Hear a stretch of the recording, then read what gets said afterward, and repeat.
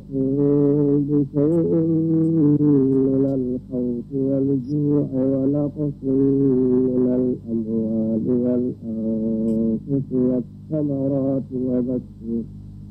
وبشر الصابرين الذين إذا أصابتهم مصيبة قالوا إنا لله وإنا إليه راجعون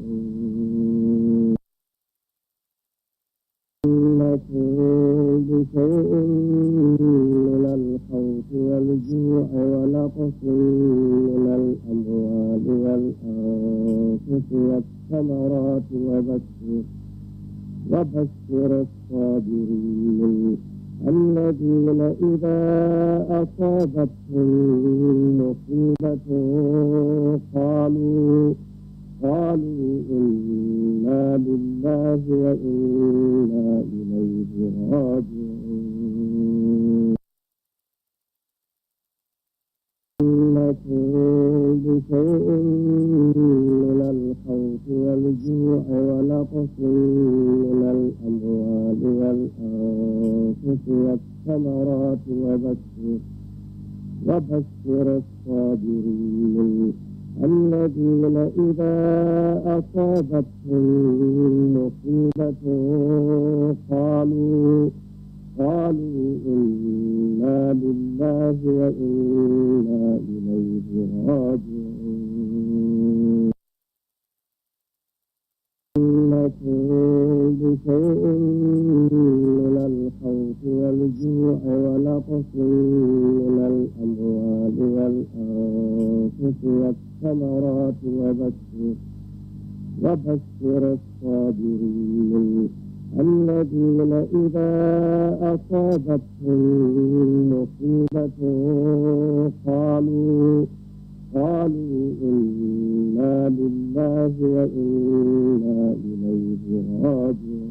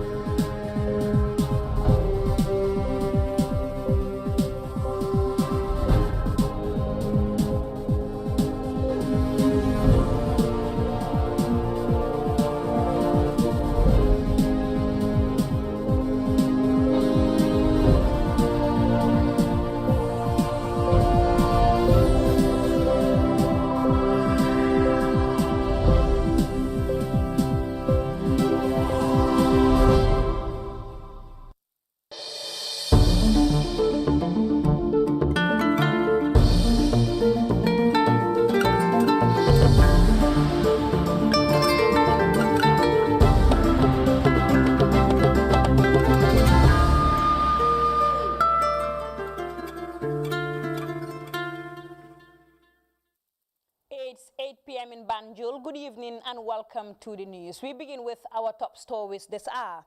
His Excellency, the President, Adama Barrow, leaves for the Upper River region today, the 2nd of September 2021, amid series of official engagements.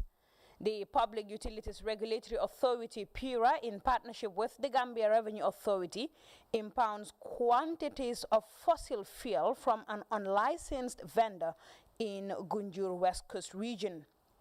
Plus, the Minister of Trade, Regional Integration and Employment, Sidi Keita, and team continues on their tour of industrial facilities in the country. And away from home, the streets of downtown Kabul has changed a little, but now the roundabouts and intersections are washed over by Taliban militia. To parts of the outside world, this could be a sign of foreboding of Afghanistan's future. And in sports, Egypt is hosting the Arab Women's Football Cup this week. The competition is one of the few available for women's teams that feature North African and Asian countries. Well, these and much more coming ahead in this edition of the news at 2000 hours. Thank you for joining us.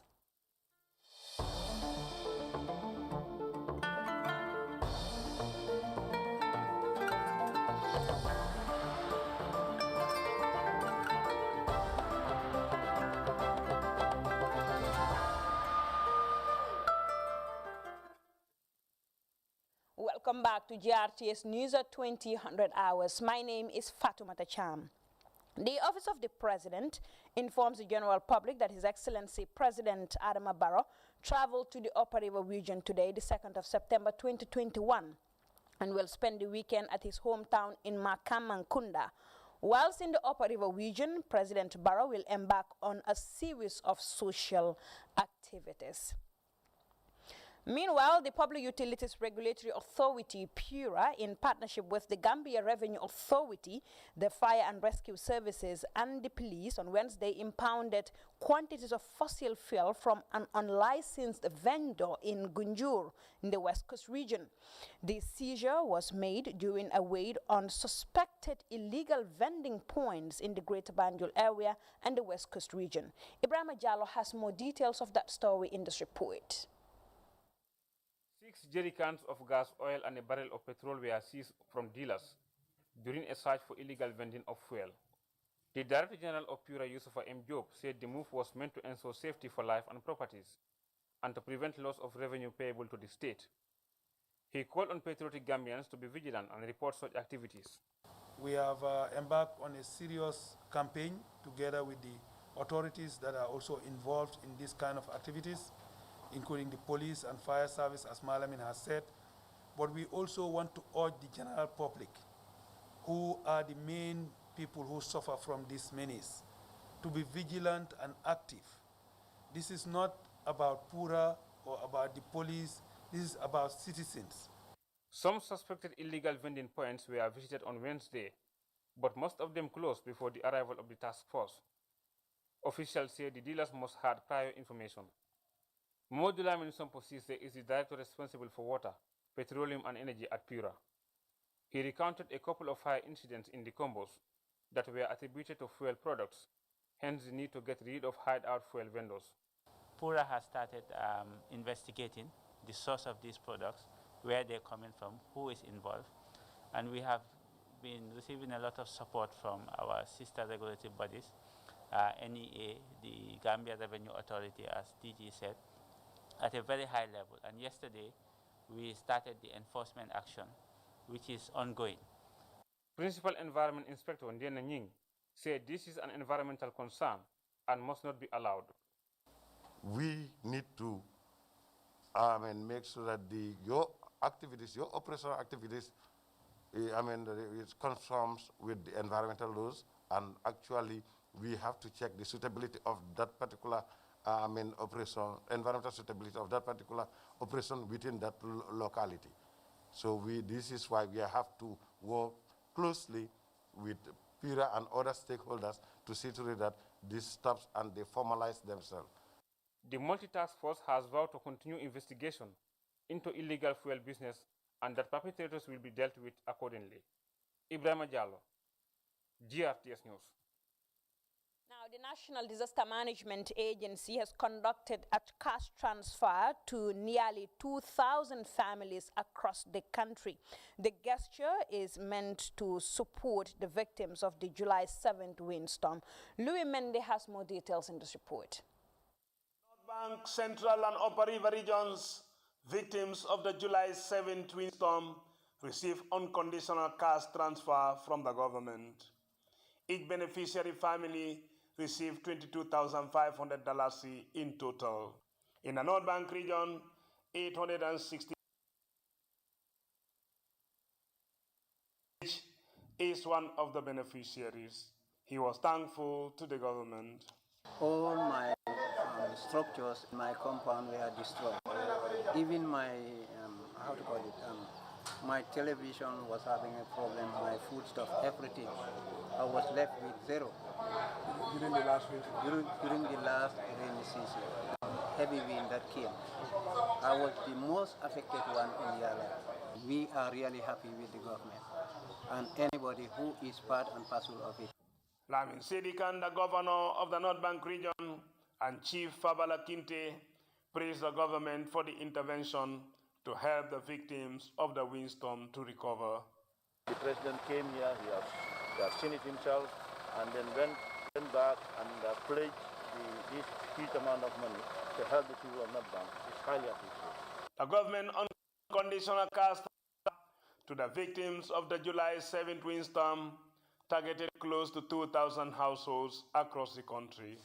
Ablai Sise from Mahmoud Fana in the Central River region said he lost 1,000 bags of millet, chicken feed, and granule seed to the windstorm and rain.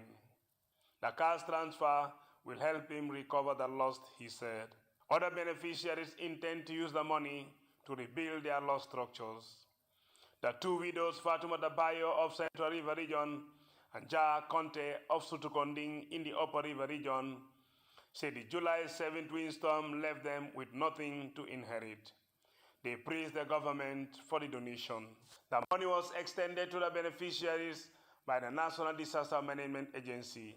Lamin Sedi is the disaster coordinator for the North Bank region. So definitely this is my first time to come across such kind of support from government directly. NDMA program officer Babukar Fofana, the selection criteria was painstakingly done. Targeting criteria that we use to select the most vulnerable out of the number of people assessed includes those who lost their houses completely, those who lost partially, those houses that were partially damaged, families that have fatality, the people who receive first round, meaning this round they are going to receive their 2 months balance, which is $15,000 per household.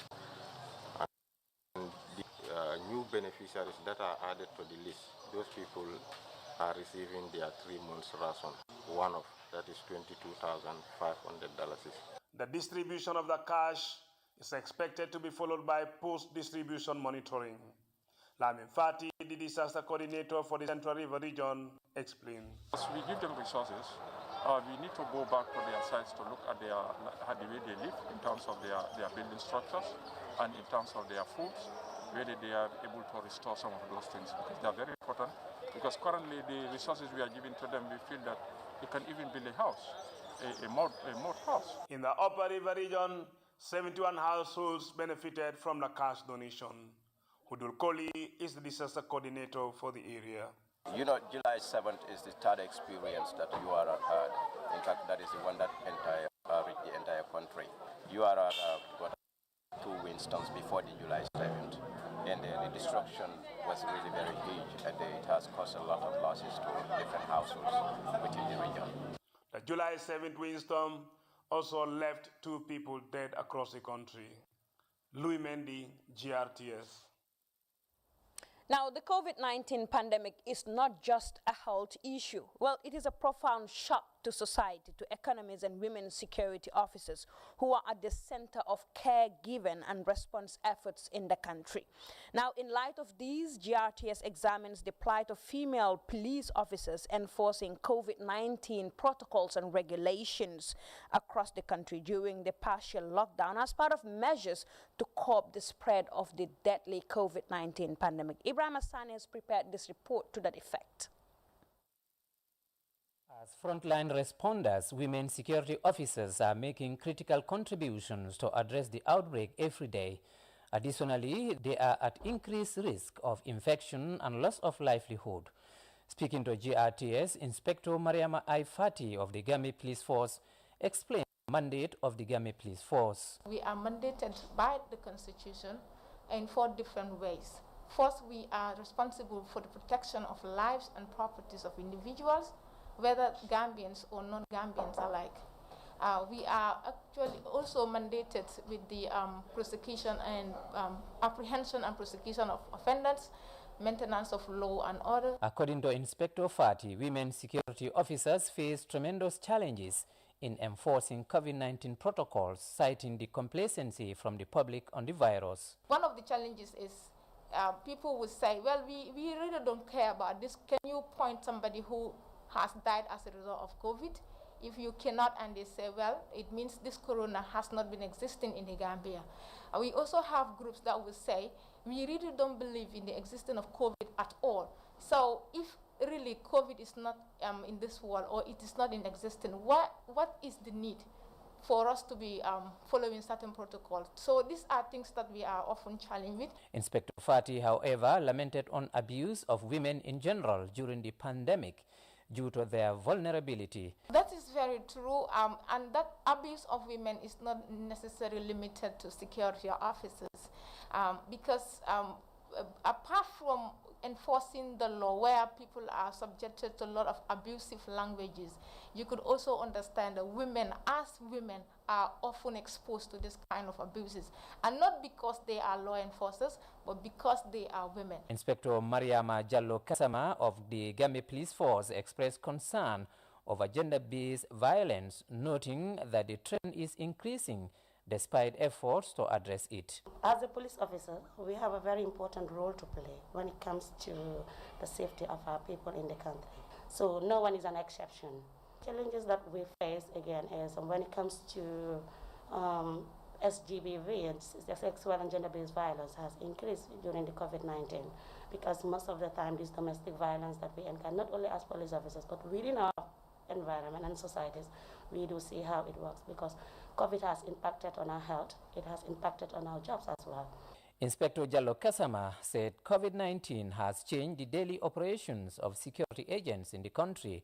According to Madam Kasama, the Gambia Police Force have benefited from series of trainings on the prevention and control of the virus, courtesy of the Minister of Health, NGOs and partners. Ibrahim Nsane, GRTS News. Now, the Gambia Red Cross Society and the World Food Programme, in collaboration with the government of the Gambia, on Tuesday began tree planting exercise targeting 3 regions across the country. The project, supported by the United Nations Peace Building Fund, seeks to plant about 45,000 trees in communities across the North Bank, the Central River, as well as the Upper River regions. Usman Mane has the rest of that story in this report. Negative effects of climate change and conflicts in and between communities took a new dimension through reforestation supported by the United Nations Peace Building Fund. The project, implemented by the Gambia Red Cross World Food Programme in collaboration with the government of the Gambia, targets to plant about 45,000 in 3 communities across the country, beginning in Basik in the North Bank region. The carbon that comes out from vehicles, the carbon that comes from the factories, those are taken in by the trees, So trees help us in sequestrating those carbons, so that the fresh air will go into the atmosphere.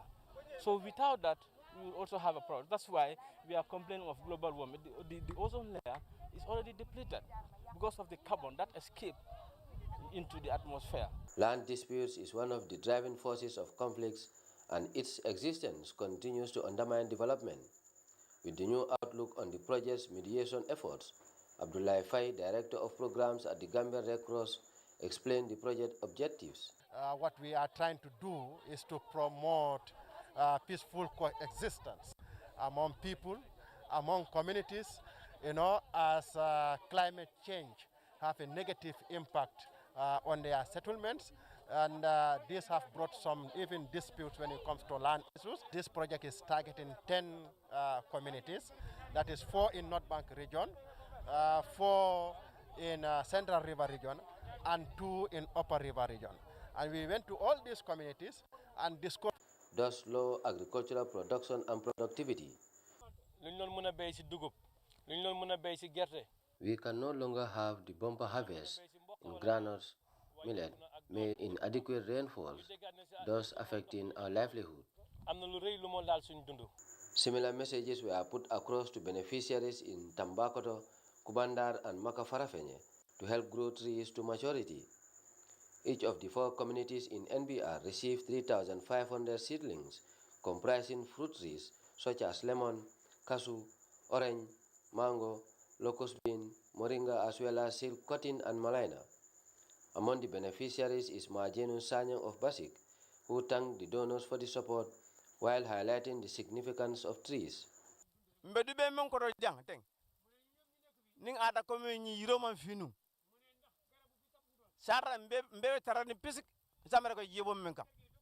The project has put in place sustainable measures by providing wheelbarrows, rakes, cutlasses and watering cans to targeted communities. So our emphasis is more on You plant the trees, you ensure that they grow, and that means you need to make sure that they have the necessary manure, they have the necessary protection from fire disasters, and that's why we are even also going to monitor the mortality rate among the trees. Similar exercise will take place in Jalokunda, Haifa, Samba Mandinka and Wolof in CRR respectively.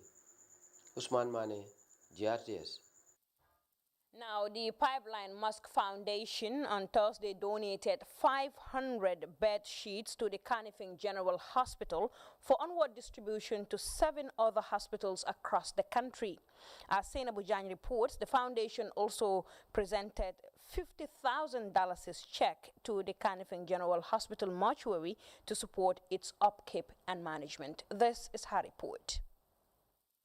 Of the Kanifing General Hospital, the Pipeline Mosque Foundation comes to the aid of the Kanifing General Hospital at a time when the facility needs urgent help. The CEO, Keba Mane, says that comfort for patients is their number one priority.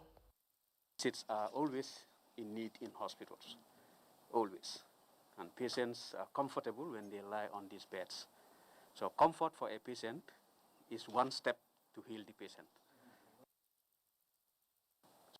So you're doing a very good job, and we really appreciate it.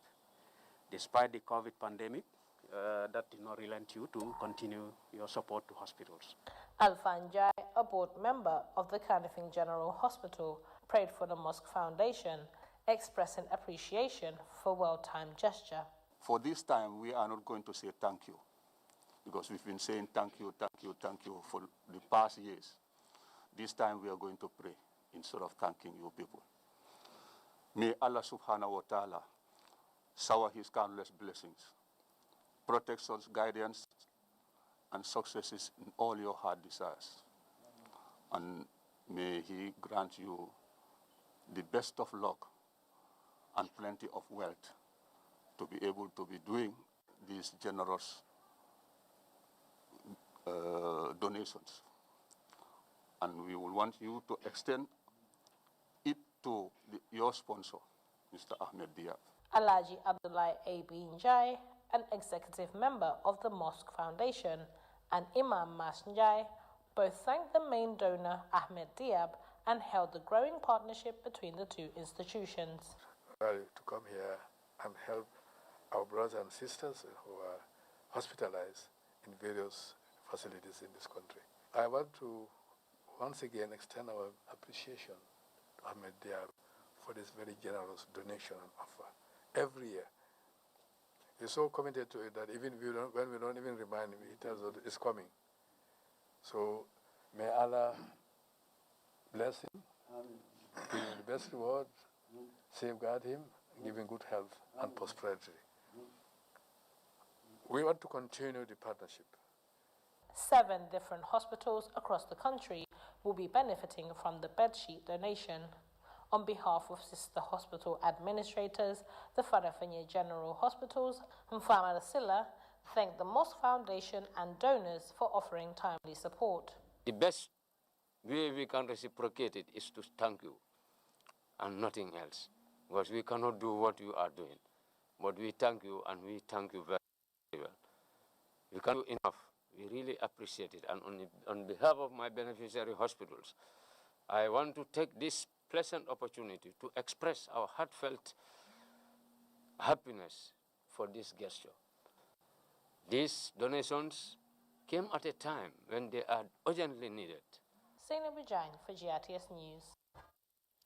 Now, the Minister of Trade, Regional Integration and Employment, Sidi Keita, and team continue on their tour to industrial facilities in the country. Speaking at Kanifing, Minister Keita said the initiative is meant to collect first-hand information on the operation of industries in line with best practices. Modu Jain has the details of that story. Modu Bajan, rather, has the details of that story in this report. Continuing its tour of industrial facilities around the Gambia, the Minister of Trade, Regional Integration and Employment, Sidi Keita, and team visited Gasem Cement Factory at Kanifing. When you walk towards industrialization, it's not just sit in the office. You have to walk the talk, be on the ground, see for yourself. listen and interact with the players. So that has been the basis of our visit. First of all, I will go to emphasize that GASEM is a 100% owned company by Heidelberg Cement of Germany, which is an international company, and it shows the investment friendliness of the Gambia as an investment destination. We have been very impressed from the number of employees. The management has a high percentage of Gambians, and of all our visits, we have come across a female CEO, which we are very proud of. In the words of Mam Binta John, the managing director of GASEM, the move is significant as it demonstrates their importance while informing authorities about challenges and other issues concerning the industry. I think a lot of progress has already been made because we have been constantly communicating with the ministry in terms of our challenges, in terms of the things that we want to do. So for us, we will continue this dialogue and sitting down, visiting like they have done today, which means that they have come and actually seen what is on the ground. So communication is key. The Chief Executive Officer, Gambia Investment and Export Promotion Agency, Ousseynou Senghor, said the Gambia needs to do more towards being a producer and not a consumer nation. He applauded GASEM as a significant partner, saying that cement is so important to the country's economy. We have inter-regional protocols with ECOWAS, as well as the coming of the AU free trade agreement as well. And if we do not prepare our factories or our businesses to produce, we will end up being a consumer nation. And we are glad that GASEM, one challenge, has undertaken the challenge to reinvest and expand their operations. And as we speak, we are also talking to them to see how they will create depots up country as well, so that it makes cement more available to people, but also the price gets reduced, and they can also be in a better position to export to regional countries as well. So we are great that they're taking our offer, and we will work with them all the way. The team also visited Finish Profiles Africa Company Limited, which among its various interventions produces corrugated iron sheets and builds kiosks. Taking the visitors on a tour of the facility, its managing director, Farimang Saho, called for public patronage so as to boost industrialization in the Gambia. Elsewhere, this hospital, being constructed by the Egyptian African International Investment Group, was visited. Marwan Bandu is the project manager of the edifice, worth around $20 million. We had a big pleasure today from the minister visit today. We appreciate his visit, and we are very happy for this delegation. We hope also to provide and improve as much as we can for Gambia to construct more projects. We hopefully going to hand over this project by end of this year with all facilities and utilities for the hospital. So we are trying to keep our work up as much as we can. The last stop for the day is a $20 million hospital funded by the Egyptian African Investment Group. And we believe this will be addressing the acute shortage of hospital facilities in the country. And as has been mentioned by Brother Marwan, once this facility is concluded, we believe it will help address the need to evacuate patients to the neighboring Senegal. While authorities re-echoed the vitality of industrialization, stakeholders like GASEM and Finish Profiles Africa Limited hope for more government intervention so as to continuously improve the sector. Modu Bajan, JRTS. And with that, we head for our first break. When we come back, we'll look at news from beyond our shores. Do stay with us. Always thirsty for more. A team of superheroes with special powers unite to redefine the way we are connected. Big Barbara Mbagasi steps up your communication with the DOK service, giving you 1,000 minutes of talk time to one special person for $150 is only. Valid for 1 month. Enjoy your talk time.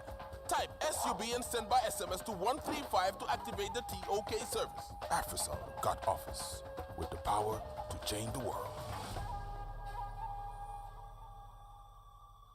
AfriCell is setting trends once again. I'm sure you still love WhatsApp, Facebook, Instagram, Twitter, Snapchat, and Viber.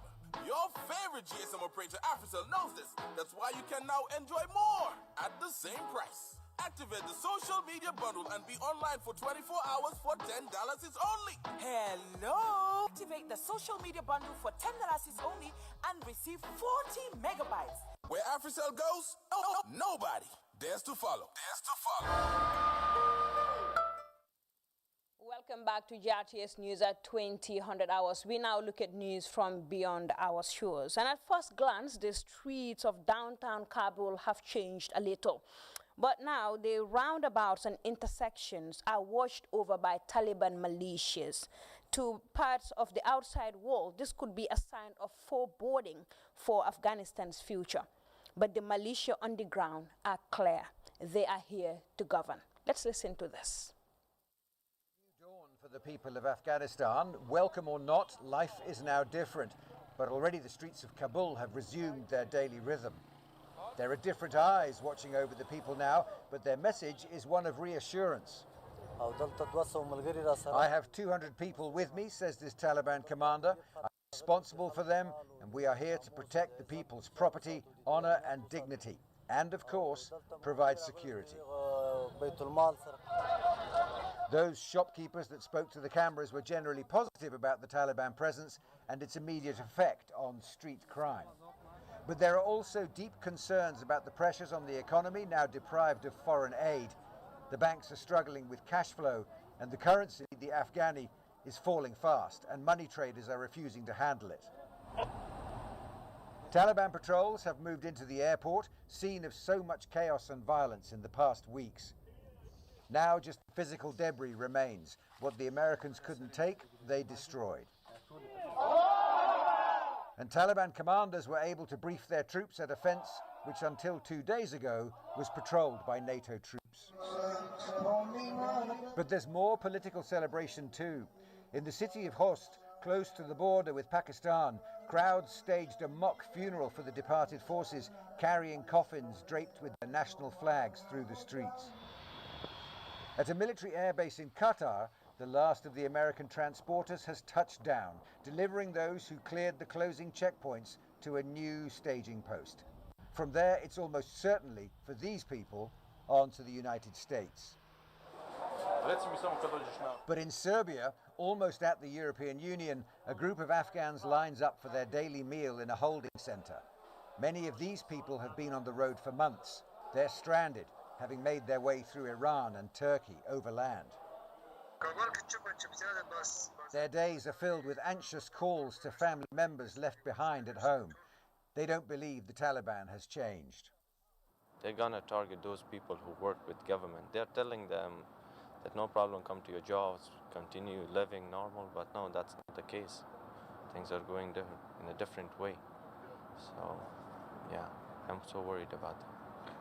Yes, the Taliban announced amnesty, but still people scared that they worked, because if you work for foreign countries, you are considered as a threat to the Taliban, or you are considered as maybe a traitor, something like that. The war may be officially declared over, but it has a lot more damage to do before the door is finally closed. There now, Africa's national parks, Tanzania's Serengeti National Park, started to see the return of tourists from across the globe as countries push on with their vaccines rollouts. Thousands have come to the park to witness the most iconic sight, the wild beast migration, as well as the big five of the African savanna. Now, officially established in the early 1950s, the Serengeti is one of Africa's oldest national parks and one of the most famous in the world. CGTN's Daniel Kijo has more in this report. The Serengeti National Park is not only a UNESCO World Heritage Site, but it is also one of the most famous wildlife sanctuaries in the world.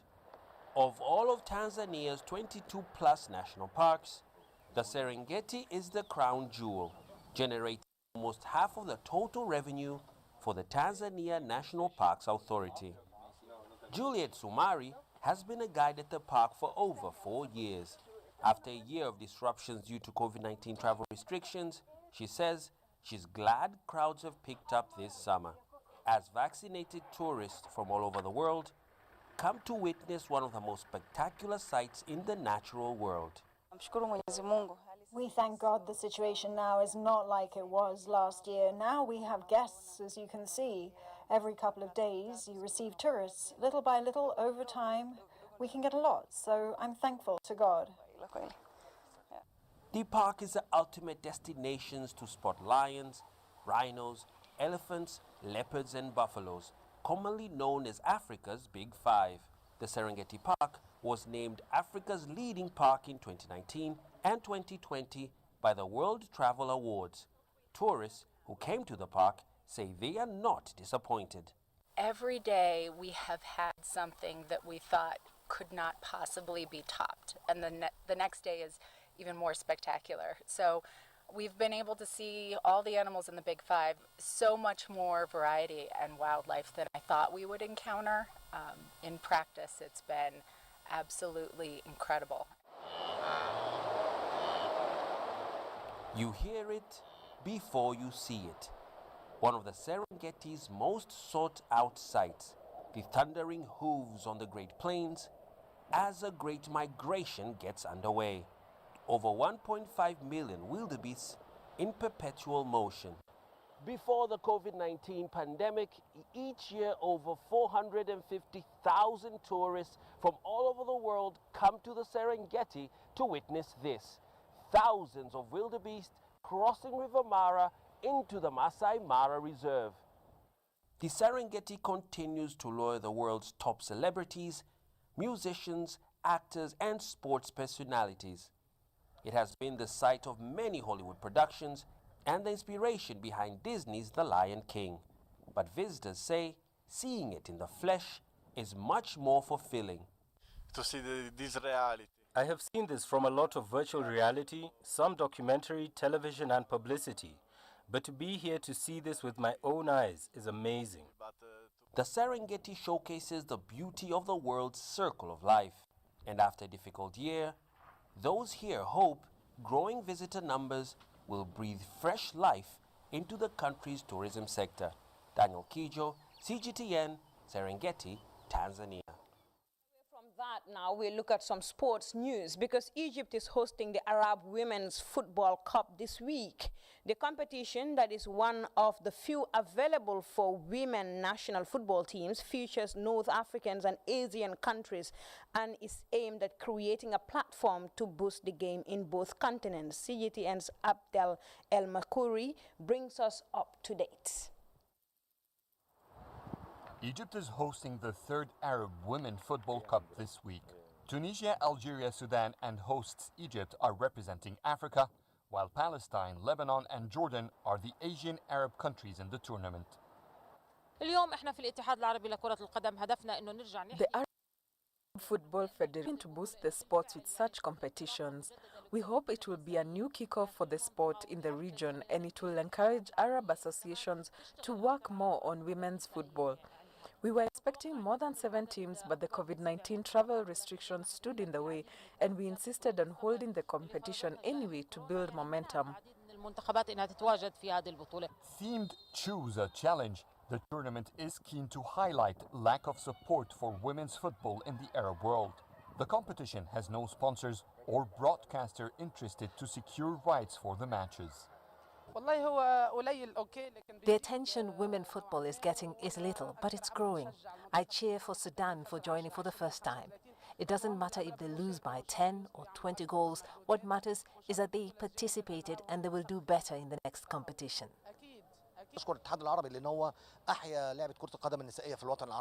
The Arab Football Federation is greatly supporting women football with this competition. We were quite slow in pushing the sport forward. Today, we are seeing Sudan establish a national team. Palestine is joining despite their struggle at home. The same applies for Lebanon and Tunisia. This competition is a kiss of life to women football. The Arab Women Football Cup was established in 2006.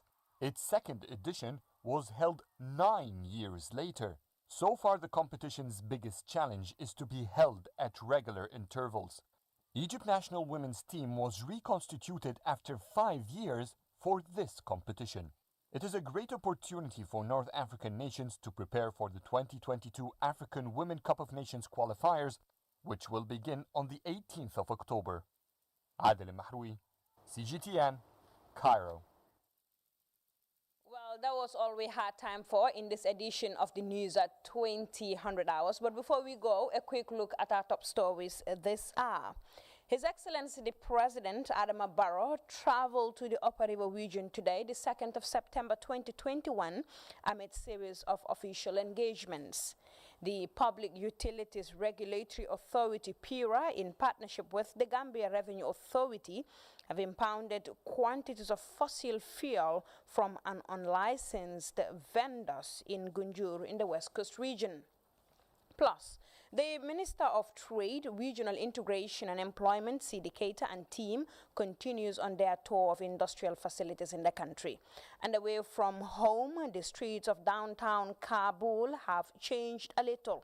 But now the roundabouts and intersections are watched over by Taliban militia. To parts of the outside world, though, this could be a sign of foreboding of Afghanistan's future. And in sports, Egypt is hosting the Arab Women's Football Cup this week. The competition, that is one of the few available for women national football teams, features North African and Asian countries and is aimed at creating a platform to boost the game in both continents. Well, that was all we had time for in this edition of the news at 2000 hours. I'll be back at 2200 hours for a more detailed broadcast of these and other stories. Keep watching.